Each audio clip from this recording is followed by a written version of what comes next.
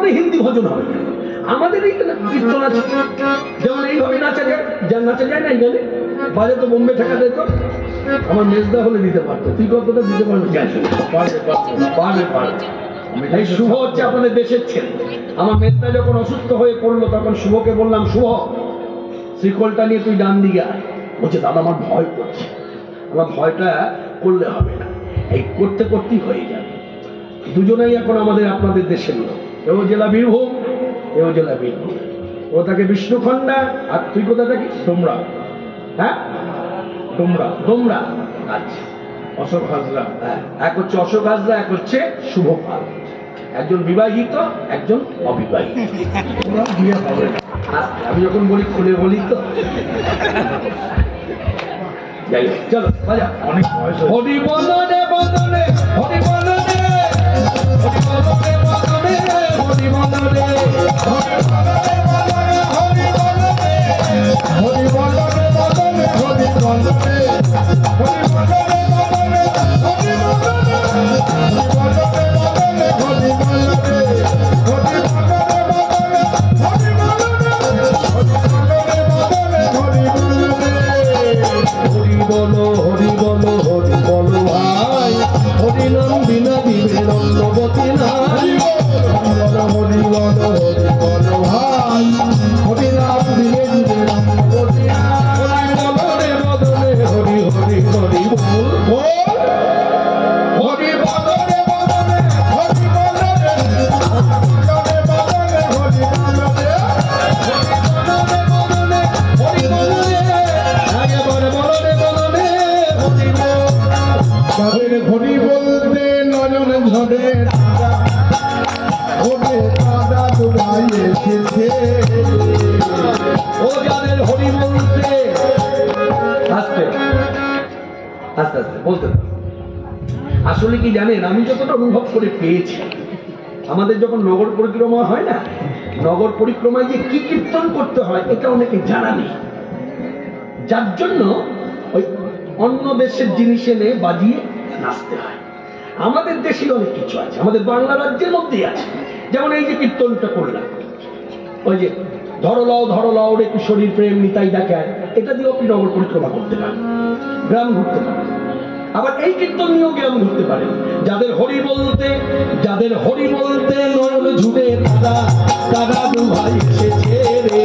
যাদের হরি বলতে নয়ন ঝুড়ে তারা, তারা দু ভাই এসেছে রে। মা যশোদা রোহিণী প্রাণ তারা, তারা দু ভাই এসেছে রে। মা যশোদা রোহিণী প্রাণ তারা, তারা দু ভাই এসেছে রে। গোলকের প্রেম বিলাইল তারা, তারা দু ভাই এসেছে রে। যারা গোলকের প্রেম বিলাইল তারা, তারা দু ভাই এসেছে রে। নামে জগৎ মাতাইল তারা, তারা দু ভাই এসেছে রে। হরি নামে জগৎ মাতাইল তারা, তারা দু ভাই এসেছে রে। যাদের হরি বলতে নয়ন ঝুড়ে তারা, তারা দু ভাই এসেছে রে। যাদের হরি বলতে নয়ন ঝুড়ে তারা, তারা দু ভাই এসেছে রে। মা যশোদা রোহিণীর প্রাণ তারা, তারা দু ভাই এসেছে রে। মা যশোদা রোহিণীর প্রাণ তারা, তারা দু ভাই এসেছে রে। এইভাবে হরিনাম নিয়ে অমাবস্যা রাত্রি হেলে প্রাণের প্রাণ গৌর সুন্দর প্রবে ভাবে ভাবিত তনু কালী মন্দির প্রাঙ্গণে এসে একেবারে মাকে ডান হাতে রেখে শুয়ে পড়ে ভক্তি করলেন। শুধু কি ভক্তি করা, ভক্তি করে উঠে দাঁড়িয়ে এই লোক শিক্ষায় তো বললেন, প্রণমিয়া কহে মাগো তুমি মাগো জগত তারিণী, প্রণমিয়া কহে মাগো মাগো জগত তারিণী। তুমি সৃষ্টি স্থিতি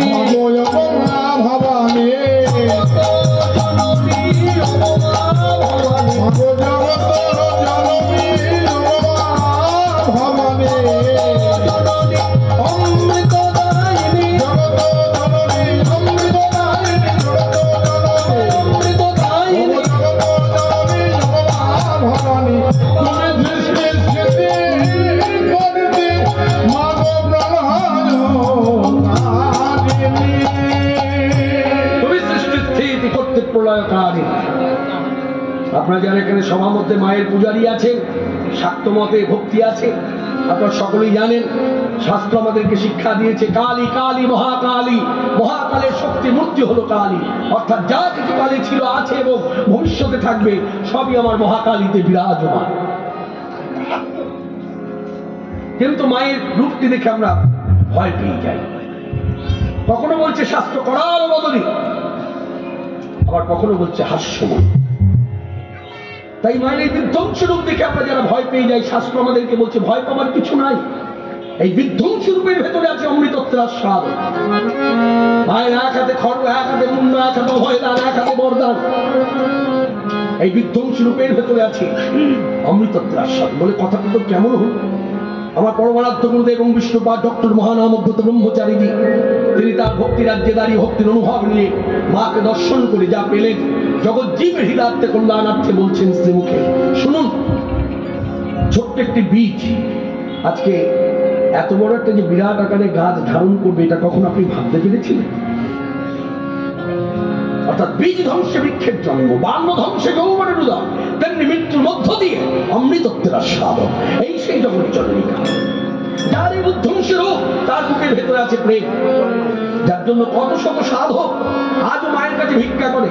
এসো মা পাগলা কালী, লোয়ে মহাপ্রেমের ডালি, এসো মা পাগলা কালী, লোয়ে মহাপ্রেমের ডালি, এসো মা পাগলা কালী, কালী কালী লোয়ে মহাপ্রেমের ডালি, এসো মা পাগলা কালী, লোয়ে মহাপ্রেমের ডালি। এবার জগজনে বিলায় না, জগজনে বিলায় না, জগজনে বিলায় না, জগজনে বিলায় না।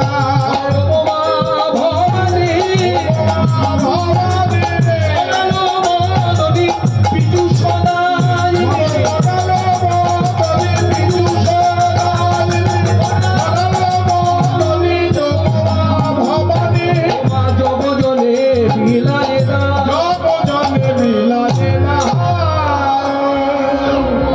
মাতৃ দর্শনে গেছে, মানে মা কালীর পূজা হয়েছে ভক্ত বাড়িতে।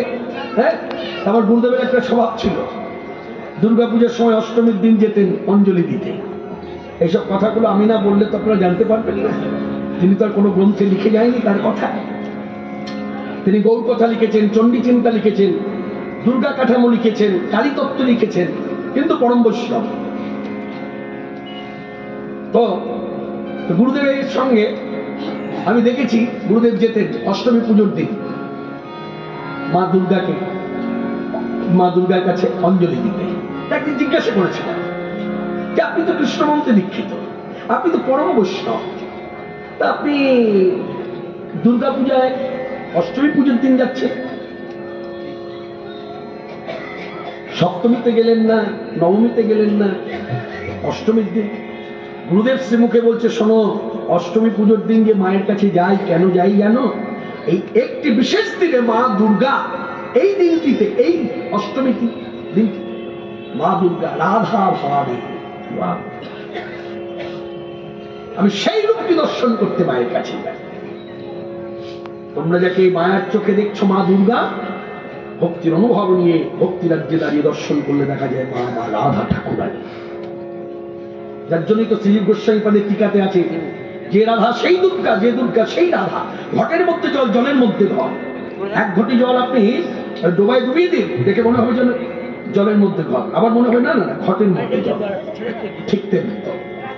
আর এই জায়গাটা আগে ভাগে একটু পরিষ্কার করে দিই কথার মধ্য দিয়ে।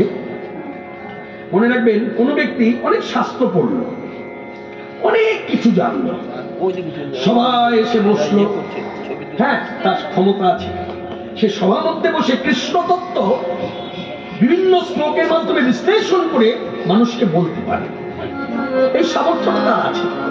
কিন্তু কোন ব্যক্তি শাস্ত্র পড়ল, অনেক জানলো, তিনি কিন্তু রাধা তত্ত্ব বলতে পারবে না। শুনলেন মায়েরা কথাটা কি বললেন? আপনাকে বসে দিই, বসে এই মাকে বলবো আপনি এইদিকে আসো, এইদিকে, এইদিকে, ওটা যাবার আসা যাওয়ার পর এইদিকে বসুন, আপনি এইদিকে উঠে এসে বসুন, 5 টাকা চলে যাবো, এই ওখানে বসুন, বসুন। বসে যান। খুব সুন্দর একটা কথা, যার জন্য একটু এইখানটা একটু ছেড়ে এইখানটা বসুন। এইসব কথাগুলো মাথার উপর দিয়ে বেরিয়ে গেলে হয়ে গেল, অন্তরে গেছে নিন। কত সুন্দর কথা। কোথায় যেন ছিলাম, ভুলে গেলাম।